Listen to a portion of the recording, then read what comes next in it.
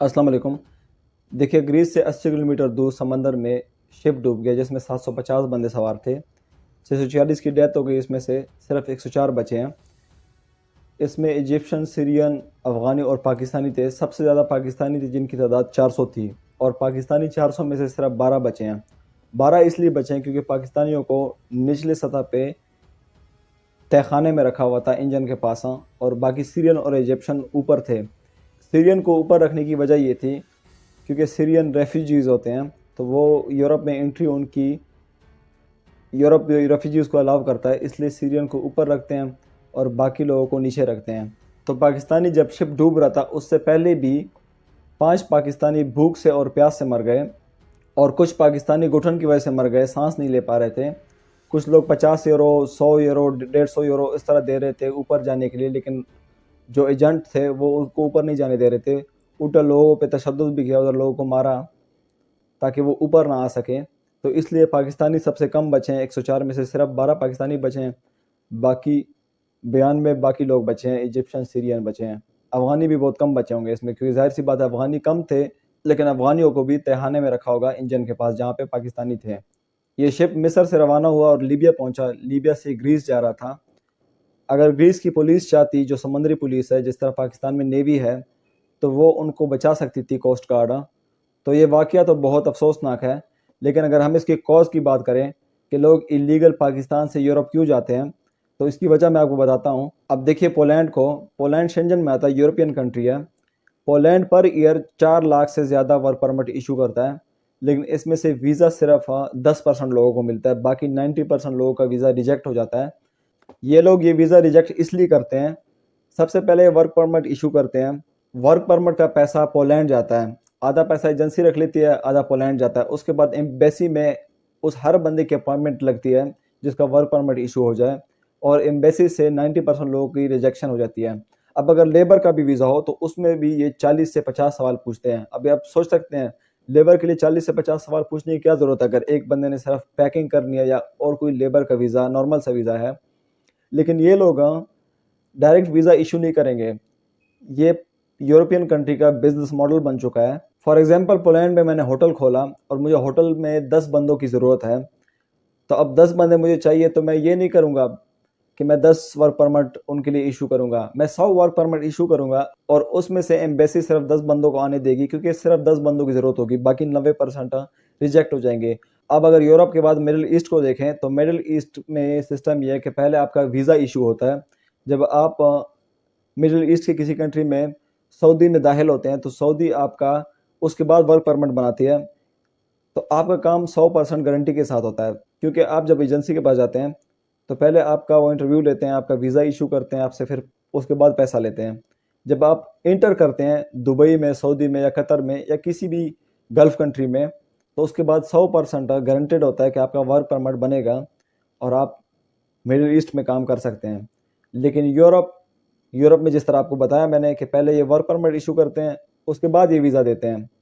क्योंकि work permit तो ये 4 लाख बना लेंगे, वीज़ा इनको सिर्फ 50,000 देना होगा, वर्क परमिट ये 4 लाख बना लेंगे। तो वर्क परमिट का पैसा पोलैंड के पास जाता है, यूरोप की कंट्री के पास, किसी भी कंट्री, यूरोप, पोलैंड के अलावा जर्मनी, फ्रांस, कोई भी कंट्री हो, माल्टा, ये सब कंट्रीज इसी तरह करते हैं कि पहले वर्क परमिट इशू करते हैं, वर्क परमिट का पैसा इन कंट्रीज़ के पास जाता है, जिससे इनको बहुत ज़्यादा बेनिफिट होता है।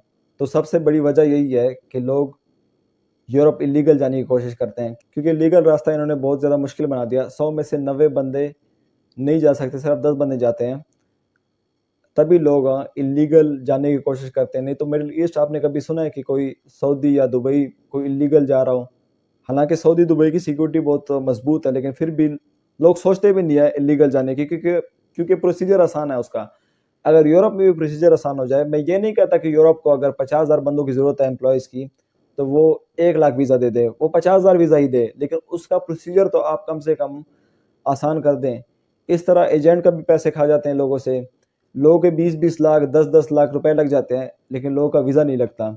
इसलिए लोग 15-20 लाख होने के बावजूद इलीगल जाने की कोशिश करते हैं।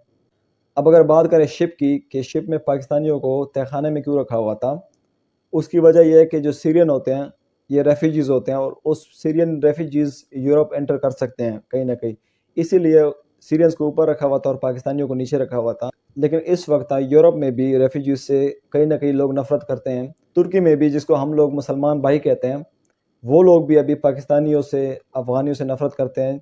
जो लोग वहाँ गए हैं, जो रेफ्यूजीज के तौर पर गए हैं, जो इलीगल तरीके से गए हुए हैं, यानी वो अभी रेफ्यूजीज है वहाँ पे। तुर्की के लोग अभी तंग आ गए पाकिस्तानियों से वहाँ। वो चाहते हैं कि पाकिस्तानी हमें नहीं चाहिए। वो ये कहते हैं पाकिस्तानी हमें तुर्की में नहीं चाहिए, गो बैक पाकिस्तानीज। इस तरह के ट्रेंड भी चलते रहते हैं। लेकिन ये है कि तुर्की में अर्दोगान जीता है अभी, तो इसलिए जो रेफ्यूजीज है वो वहाँ पे सेफ है। जो अर्दोगान की अपोजिट पार्टी थी, अगर वो जीत जाती तो ये सारे जितने भी रेफ्यूजीज है तुर्की में, सीरिया के, अफगानिस्तान और पाकिस्तानी, इन सबको ये वापस भेज देते एक एक करके। तो मैं उन लोगों से भी बात करना चाहता हूँ जो लोग पाकिस्तान में ये कहते हैं, जो अफगानिस्तानी यहाँ पे आए हुए हैं उनको निचली नज़र से देखते हैं बहुत ज़्यादा। उनको कभी कभी ये भी कहते हैं कि हम आपको खिलाते हैं। इस तरह के अल्फाज ये लोग यूज़ करते हैं। पाकिस्तान में बहुत से लोग इस तरह हैं, सारे नहीं है पाकिस्तान में, लेकिन कुछ परसेंट लोग हैं जो अफ़गानियों के बारे में इस तरह सोचते हैं, जो रेफ्यूजीज़ आए हैं पाकिस्तान में अफ़गानिस्तान से। तो आप ये सोचें कि जो अफ़गानी पाकिस्तान में आए हैं उनकी मजबूरी है। अफ़गानिस्तान में 20 साल जंग चल रही थी। जिस तरह ये पाकिस्तानी यूरोप जा रहे थे, इनकी भी डेस्परेट लोग थे ये। मतलब इनके पास पैसा तो था, जाहिर सी बात है, 15-20 लाख पे करने वाले, लेकिन ये लोग अच्छे फ्यूचर के लिए यूरोप जा रहे थे। तो जो लोग डंकी लगा के यूरोप भी जाते हैं, उनसे भी मैं कहना चाहता हूँ कि अगर आप पाकिस्तान में अपने हक के लिए खड़े हो जाए तो आपको यूरोप जाने की ज़रूरत भी नहीं पड़ेगी। अभी ग्रीस में लोग एहतजाज कर रहे हैं कि इस शिप को बचाया क्यों नहीं। अब आप ये सोच सकते हैं कि कितनी, मतलब वो लोग पाकिस्तानी लोग हैं, वो जो मरने वाले हैं वो पाकिस्तानी है, लेकिन ग्रीस में एहतजाज हो रहा है कि गवर्नमेंट ने ये बचा सकती थी लेकिन इन लोगों ने बचाया क्यों नहीं। तो आप लोग भी, जितनी भी यहाँ पे इमिग्रेंट्स हैं पाकिस्तान में, इनसे आप लोग सही तरीके से पेश आए। आप लोग ये बात ना करें। रोज़ाना ये सोशल मीडिया पे और कभी कभी कोई वीडियो भी आती है कि कोई पीट रहा होता है किसी अफगानी को, और लोग कमेंट्स में लोग खुशी मना रहे होते हैं कि हाँ इनको वापस भेजो, ये नमक हराम कौम है। तो इस तरह अगर आप नफरत फैलाएंगे तो आप ये भी सोचें कि आप लोग भी, पाकिस्तानी भी तुर्की जाते हैं, यूरोप जाते हैं। अब हालांकि तुर्की भी पाकिस्तानी से नफरत करते हैं। अब जाहिर सी बात है कि अगर आप लोग इधर अफगानियों को बर्दाश्त नहीं कर सकते तो तुर्की भी इसी तरह बर्दाश्त नहीं कर सकती। तो इस पे आप लोग ये तो नहीं कह सकते कि तुर्की तो बहुत जुल्म कर रहा है। अगर पाकिस्तान में लोग अफगानिस्तान के लोगों को नीची निगाह से ना देखें तो फिर हम लोग कह सकते हैं कि हाँ तुर्की सही नहीं कर रहा है। लेकिन ओवरऑल तो यही है कि तुर्की के लोग अभी नफरत कर रहे हैं अफगानिस्तान के लोगों से और पाकिस्तान के लोगों से। तो आखिर में मैं उन लोगों से मुखातिब होना चाहता हूँ जो लोग इलीगल जाने की कोशिश करते हैं यूरोप या अमेरिका।